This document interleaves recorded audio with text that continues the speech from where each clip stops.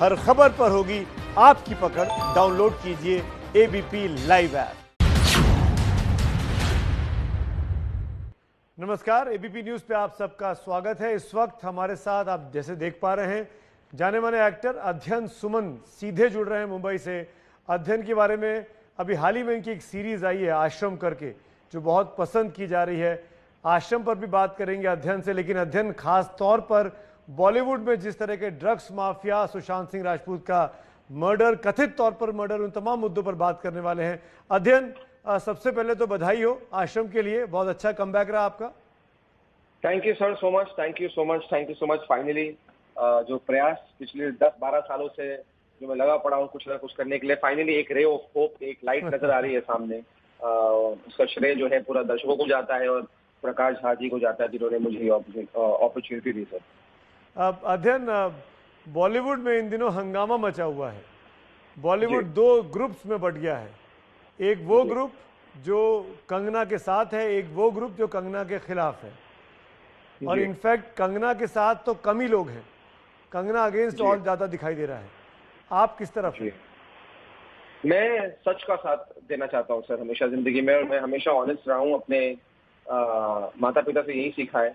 और अगर आप मुझे आज कहें कि मैं इस साइड जाऊं या इस साइड जाऊं, मेरा सिंपल चांस यही रहेगा कि जो सच है मैं उनके साथ या उसके साथ जाना चाहता हूं लाइफ में, एंड नो रेलेंस।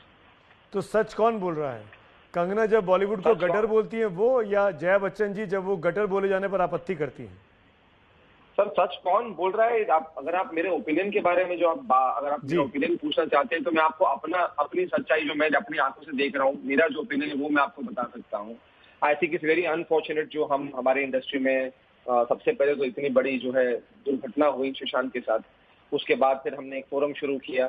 उसके बाद हम सब लोग लड़ते गए कि हमें एक सीबीआई इंक्वायरी मिले, क्योंकि हम जानना चाहते थे कि सुशांत के साथ हुआ क्या है। उसके दौरान जो है मुझे लगा कि कहीं ना कहीं जो है हम भटक रहे हैं, और बहुत सी चीजें जो है इसमें बिल्कुल बुरी बात नहीं है। जैसे आप ड्रग्स के बारे में बात कर रहे हैं, ड्रग्स के किस्से बाहर आने शुरू हुए हैं बॉलीवुड में, लेकिन अनफॉर्चुनेटली सिर्फ ये कहना कि 99% लोग हमारे इंडस्ट्री में ड्रग्स करते हैं, मैं इस बात पर जो है एग्री नहीं करता हूँ। बिकॉज हमारी इंडस्ट्री जो है वो बहुत बड़ी इंडस्ट्री है, which comprises of technicians. Tamil industry है, तेलुगु इंडस्ट्री है, गुजराती इंडस्ट्री है, बंगाली इंडस्ट्री है। तो सिर्फ ये कहना कि हमारी इंडस्ट्री ही ड्रग्स करती है, मैं गलत मानता हूँ। ड्रग्स जो है वो प्रेवलेंट इस देश के हर कोने में है, स्कूल में है, कॉलेजेस में है। तो सिर्फ ये कहना कि इंडस्ट्री करती है गलत है, और इंडस्ट्री को गटर कहना गलत है। इंडस्ट्री के अंदर गटर है और उसमें हमें स्वच्छ भारत अभियान करना है, ये सही है। लेकिन पूरी इंडस्ट्री को ही गटर कहना, इससे मैं जो है सर अग्री नहीं करता।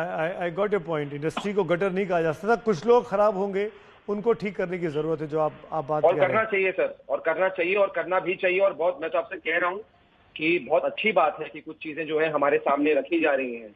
एटलीस्ट हमें नजर तो आ रहा है कि जो गंदगी है हमारे सामने, और हमें उसका भारत अभियान करना है। और मैं भी हूँ यहाँ पर, अगर मेरी छोटी सी आवाज है, अपनी आवाज के थ्रू अगर मैं लड़ सकता हूँ, हेल्प कर सकता हूँ किसी भी तरीके से, तो मैं डेफिनेटली करूँगा। अध्ययन, इन दिनों में आपका नाम और उछला। महाराष्ट्र विधानसभा में चर्चा हुई और कहा गया कि अध्ययन सुमन ने जो इंटरव्यू दिया था 4 साल पहले, उसकी हम जांच करेंगे। क्या अनिल देशमुख साहब का ये बयान आपको परेशान कर रहा है कि जो इंटरव्यू आपने 4-5 साल पहले दिया, उसको लेकर अब इन्वेस्टिगेशन की बात चल रही है? हाँ सर, मैं कुछ दिनों से actually to be very honest सोया नहीं हूँ, बिकॉज मुझे बहुत अनफॉर्चुनेट लग रहा है ये कि मेरा नाम जो है एक ऐसे केस में फिर से ड्रैग किया जा रहा है जिसमें मेरा कोई लेना देना नहीं है। I was not involve in that case. और ये बहुत अनफॉर्चुनेट बात यह है कि जब 2016 में मैंने एक अपने इमोशनल आउटबर्स्ट था मेरा, मैं एक जिंदगी में एक क्लोजर चाहता था। सर देखिए, मैं ये जरूर जानता हूँ कि पिछले 10-12 साल की जो मेरी स्ट्रगल रही है, बहुत से लोग इसके बारे में नहीं जानते हैं। बहुत से लोगों ने मेरे करियर ग्राफ को फॉलो नहीं किया है, मेरे काम को फॉलो नहीं किया है। बाहर से लोगों को लगता है कि हाँ ये शेखर सुमन का बेटा है, और बस यही जानते हैं। और कुछ ऐसे perception with in the industry create किए गए थे जिसके खिलाफ हम लड़ना चाह रहे हैं। जिस गटर की हम बात कर रहे हैं, जहां पर फेवरेटिज्म है, नेपोटिज्म है, बहुत सी चीजें हैं, सिर्फ ये सारी चीजें नहीं, बहुत से प्रॉब्लम्स हैं जिन्हें हमें टैकल करना है। तो you have to understand one thing कि कुछ ऐसी बातें थी जो मेरे बारे में कही जा रही थी, और मैं सिर्फ एक बार आगे आकर लोगों को अपनी कहानी बताना चाहता था एज एन इमोशनल आउटबर्स्ट, और कोई मेरा रीजन नहीं था। मैं किसी को डिफेम नहीं करना चाहता था, मैं किसी के अगेंस्ट एफआईआर नहीं करना चाहता था, मैं किसी बड़े स्टार की पब्लिसिटी, किसी बड़े स्टार को गाली देकर पब्लिसिटी नहीं चाहता था। बस I just want to tell my side of the story. और 2016 में लोगों ने मुझे मौका नहीं दिया सर बात करने का। 2016 में लोगों ने मुझे लोगों ने बहुत गालियां दी, और वो भी ठीक है सर, लेकिन मेरे फादर को, जो एक बहुत रिस्पेक्टेबल फिगर है, मेरी मम्मी जो हमेशा कैमरे के पीछे ही रहती हैं, उन्हें बहुत जलील किया गया सर नेशनल टेलीविजन पर। और मैं आज भी हर्ट हूँ सर इस चीज को लेकर। मीडिया में कुछ ऐसे चैनल्स थे जो प्रोपेगेंडा चला रहे थे मेरे अगेंस्ट की मैं फेलियर हूँ, मैं फेल्ड एक्टर हूँ, मैं फ्रस्ट्रेटेड हूँ, मैं लूजर हूँ। सर मुझे बहुत बुरा लगा, बिकॉज मेरे माता पिता जब ये देख रहे थे तो उनकी आंखों में आंसू थे, और मैं कुछ कर नहीं पाया तब। तो आक्रोश और गुस्सा तो सर मेरे अंदर भी है, but it's very important in life to let go and to move on. और जब मैं एक डिप्रेशन के स्टेज से निकला हूँ, एक अच्छी शुरुआत हुई है प्रकाश जी के साथ। मैंने इतने दरवाजे खटखटाए, लोगों ने दरवाजे नहीं खोले मेरे लिए। जब प्रकाश झा जैसे इतने बड़े डायरेक्टर ने आज मुझे इतनी बड़ी अपॉर्चुनिटी दी है, और फाइनली जब ऑडियंसेस रिसेप्टिव हो रही है मेरे काम को लेकर, तारीफ कर रही है, पसंद कर रही है, तो आज मेरे नाम को इसमें फिर से ड्रैग करके मुझे मेंटली फिर से उस डिप्रेशन के और क्यों ले जा रहे हैं लोग। तो मैं तो हाथ जोड़ के विनती मांगता हूं सर कि मेरे को अपनी जिंदगी जीनी है मुझे। Let me move on. जब तक मैं पास्ट को नहीं भूलूंगा तब तक मैं जिंदगी में आगे कैसे बढ़ूंगा। और जो हुआ, जिनके साथ हुआ, वो मेरा पर्सनल रिश्ता था, बिकॉज वो पर्सनल रिश्ता पब्लिक डोमेन में बार बार आया जा रहा था। मेरा साइड ऑफ द स्टोरी किसी को पता ही नहीं थी।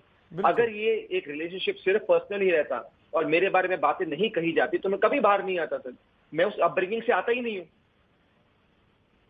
मुझे डर्टी लिनन वॉश करना नहीं है पब्लिक में आकर, मुझे लोगों को गालियां नहीं देना है।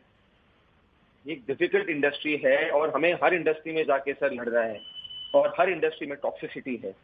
We have to be a part of. देखिए मेरी इस इंडस्ट्री में शुरुआत हुई, मुझे काम मिला, और फिर यही इंडस्ट्री ने मुझे काम नहीं दिया 10 साल, और मेरे अंदर गुस्सा था ये ग्रुपिज्म को लेकर, ये फेवरेट। और फिर यही इंडस्ट्री आज मुझे फिर से काम दे रही है, बिकॉज मुझे लगता है कि दर्शक से बढ़कर कोई नहीं है।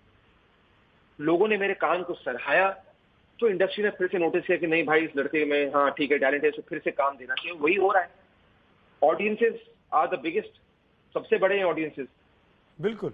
तो मैं अगेन ये कह देता हूं कि प्लीज मेरे नाम को प्लीज इसमें ड्रैग ना करो। नहीं, आप तो कह ही रहे हैं, और आपने तो शायद क्लोजर कर ही दिया था 4 साल पहले, लेकिन जिस तरीके के इंटरव्यूज आए, जिस तरीके के रिएक्शंस आए, ट्वीट्स आए दूसरी तरफ से, उसने आपका नाम इस पूरी कंट्रोवर्सी में ड्रैग कर दिया।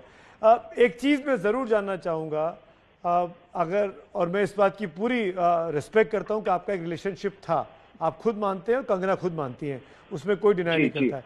क्या आप लोगों को ड्रग्स में धकेला गया था, या शौक से ड्रग्स करते थे बॉलीवुड के लोग, खासकर अगर मैं आप दोनों की बात करूं तो? सर इसके बारे में मैं आपको कुछ कह नहीं सकता, बिकॉज मैं सारे इंटरव्यूज में कह चुका हूं, और मैं बहुत ऑनेस्ट बात करता हूं, मेरे लिए छुपाने के लिए कोई बात नहीं है।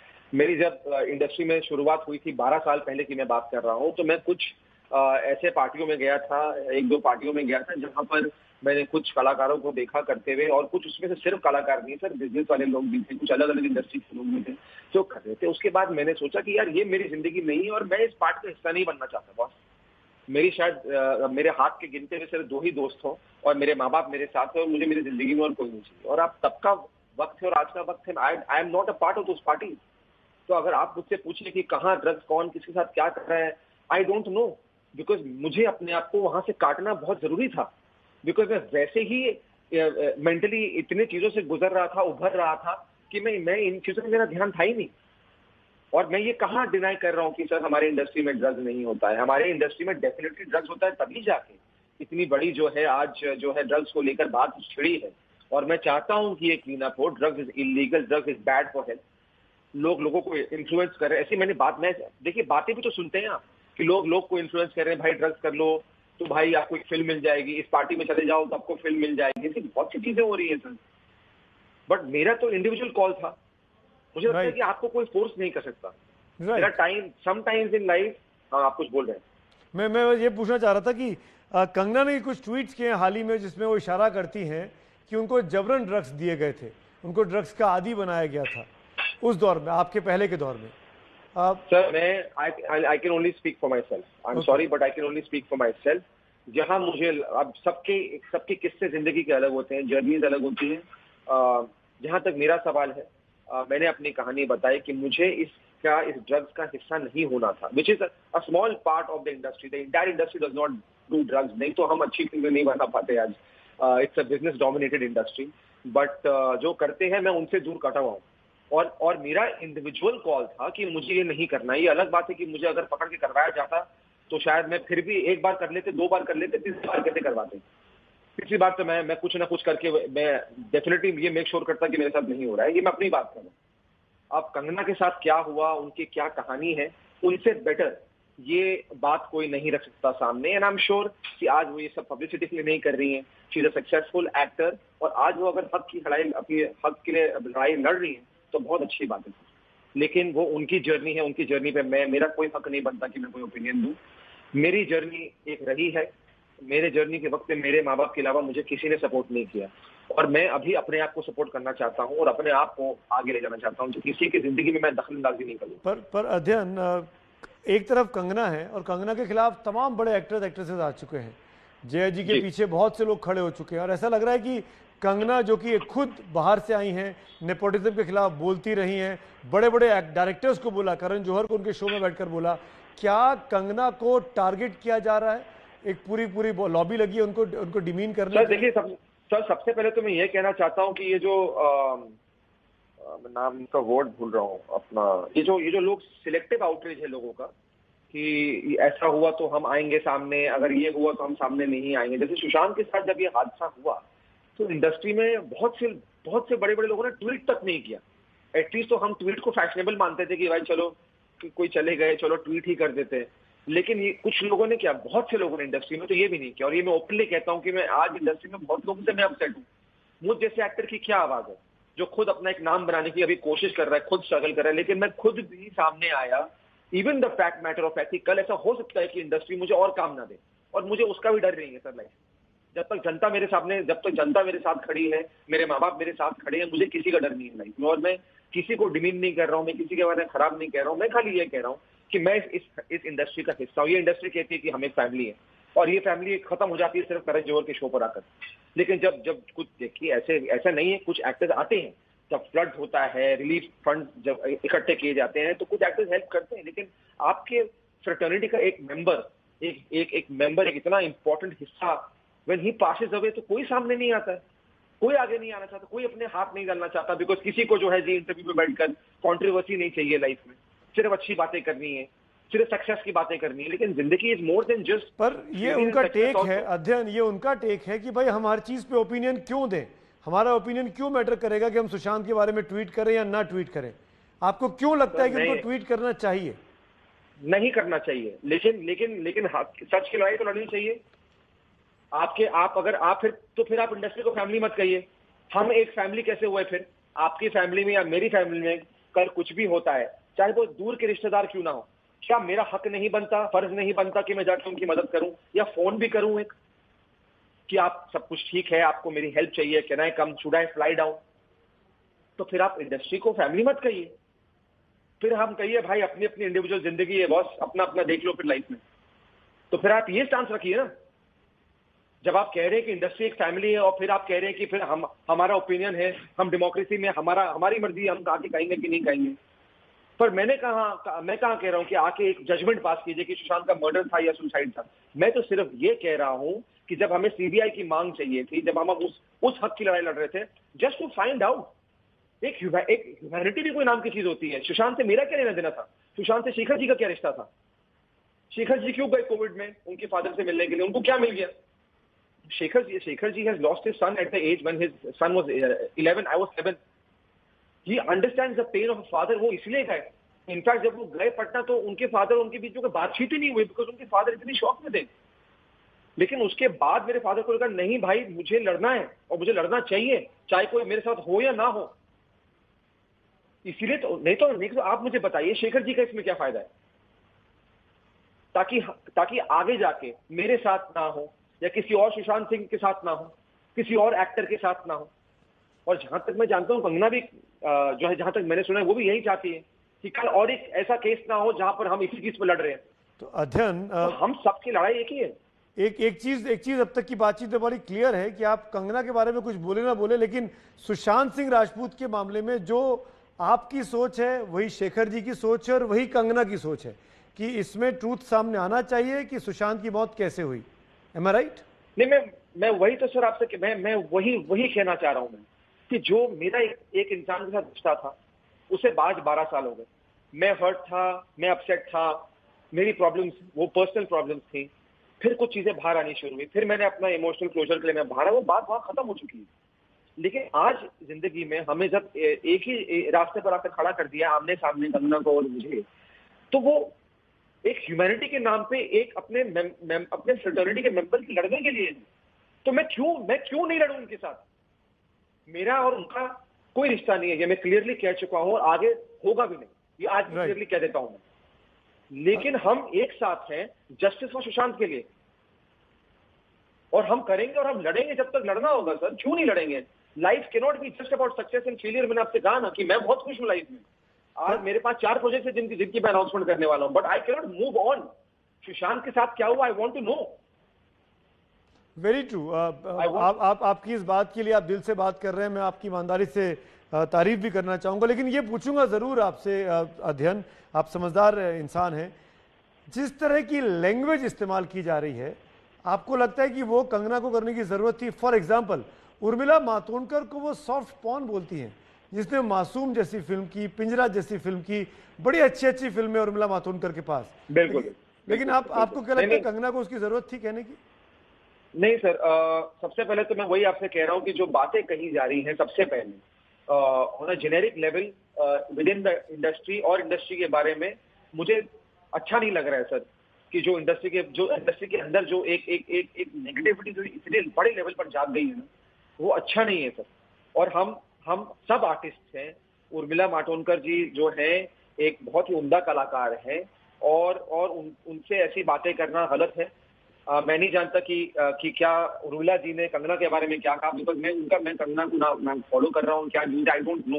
मेरे को कोई बोल देता है तो मैं, या तो मैं न्यूज देता हूँ, जब इंटरव्यू देता हूँ तो मुझे कोई बताता है कि ऐसा हुआ है। लेकिन अगर ऐसा बोला गया है उनके बारे में तो मैं थोड़ा सा उसको डिसरिस्पेक्टफुल मानता हूँ, ऐसा नहीं होना चाहिए। अध्ययन, क्या आपको लगता है कि सुशांत की मौत, दिशा सालियान की मौत आपस में रिलेटेड है और ये मर्डर ही है? Are you convinced with this story? Sir जहां तक दिशा सालियान और सुशांत का केस का जो सवाल है, उसमें कोई लिंक है कि नहीं, इस पर आई कैन नॉट कॉमेंट। बट मैं इतना जरूर कह सकता हूँ सर, मेरा दिल कहता है कि सुशांत ने सुसाइड नहीं किया था, उनकी हत्या हुई थी, और ये मेरा दिल बिगिनिंग से कहते आ रहा है। That is the only reason why I am even a part of this. नहीं तो मेरा रीजन क्या है इसका? अगर मेरे दिल में ये बात होती कि उन्होंने सुसाइड किया तो फिर बात ही खत्म हो जाती। फिर आज मैं यहाँ पर बैठकर क्यों लड़ रहा हूँ उनके लिए?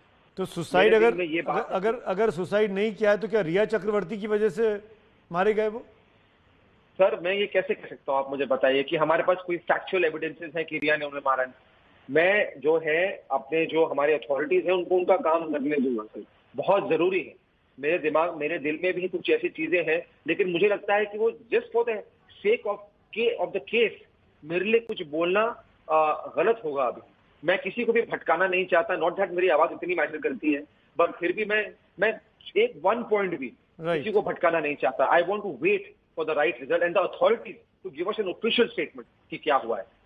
अध्ययन, एक आखिरी टॉपिक और जरूर छूना चाहूंगा। जया बच्चन जी ने पार्लियामेंट में कहा रवि किशन जी के बारे स्टेटमेंट पर कि बहुत सी थाली है, जिस थाली में खाते हैं उसी में छेद कर रहे हैं। आपको लगता है कि बॉलीवुड में ड्रग्स की सफाई नहीं होनी चाहिए, या ड्रग्स की आवाज जो उठाएगा उसको इसी तरीके से रोक दिया जाना चाहिए? नहीं सर, बिल्कुल नहीं करना चाहिए। और ये ड्रग्स की जो लड़ाई है इसमें मैं भी शामिल होऊंगा। मैं बहुत आदर करता हूँ जया जी का, और उन्होंने क्या कहा, क्यों कहा, क्या कहा तो आपने बता दिया। क्यों कहा, किस सेंटिमेंट से कहा सर, मैं ये नहीं जानता, मैं उनको नहीं जानता हूँ। लेकिन जहां तक ड्रग्स का सवाल है सर, यहाँ पर एनसीबी को जो एनसीबी कर रही है, पेडलर्स को पकड़ रही है, उससे लिंक्स टू लिंक्स निकल रहे हैं, लिंक्स से फिर नाम निकल रहे हैं। सबको, जो लोग जो है ये इलीगल काम कर रहे हैं हमारे इंडस्ट्री में सर, सबको जो है बिहाइंड बार्स होना चाहिए, या जो भी सजा हो उन्हें मिलनी चाहिए। बिकॉज आप समझिए ये सिर्फ और सिर्फ ये नहीं है कि हमारी इंडस्ट्री में एक ग्रुप ऑफ लोग हैं जो ड्रग्स कर रहे हैं सर। बहुत से लोगों की एस्पिरेशन है, सपने हैं, छोटे शहर से जो यहाँ पर आना चाहते हैं, आज उनके सपने टूट रहे हैं बिकॉज बॉलीवुड को गटर, इंडियन फिल्म इंडस्ट्री को गटर कहा जा रहा है, सबसे it's been called a hell hole. इस इंडस्ट्री ने अगर ऐसी चीजें, लेकिन इस इंडस्ट्री ने हमें एक वर्ल्ड प्लेटफॉर्म पर खड़ा भी तो किया है सर। तो इसलिए जो गंदगी है उसे समेटना और निकालना बहुत जरूरी है। और ये सिर्फ ये 1-2 महीने में नहीं होने वाला, इट्स अ लॉन्ग प्रोसेस। अध्ययन अभी तक बॉलीवुड के लोगों के लिए, आम पब्लिक के लिए बॉलीवुड के लोग भगवान की तरह होते थे, लेकिन अब बॉलीवुड के लोगों के वीडियोस सर्कुलेट हो रहे हैं। एक वीडियो बड़ा फेमस है, एक पार्टी का है, जिसमें कहा जा रहा है कथित तौर पर ड्रग्स ली जा रही थी। उसमें रणबीर कपूर, आलिया भट्ट, बड़े बड़े एक्टर्स दिखाई दे रहे हैं, मलाइका अरोड़ा, दीपिका पादुकोण, अर्जुन कपूर, वरुण धवन, विकी कौशल, और कहा जा रहा है कि इस तरह की पार्टीज तो कॉमन है। अब जैसे फॉर एग्जांपल श्रद्धा कपूर का नाम आ रहा है, सारा अली खान का नाम आ रहा है, ऐसे ऐसे नाम लिए जा रहे हैं। मेरे पास भी कोई सबूत नहीं है, अब मैं भी कॉन्क्रीट तरीके से नहीं बोल सकता, लेकिन ये सब नाम सामने आ रहे हैं। क्या आपको लगता है कि इतने बड़े लेवल पे लोग ड्रग्स लेते हैं बॉलीवुड में? सर मेरे लिए, जैसे कि आपने कहा कि आपके पास कोई फैक्चुअल एविडेंस नहीं है, मेरे पास कोई फैक्चुअल एविडेंस तो बिल्कुल भी नहीं है। बिकॉज मेरे को तो कभी मैं तो इसमें हिस्सेदार कभी बना ही नहीं, और मैं कभी इतना बड़ा बन नहीं पाया कि मैं इन पार्टियों का हिस्सा हो सकूं। और I am not even interested to be very honest.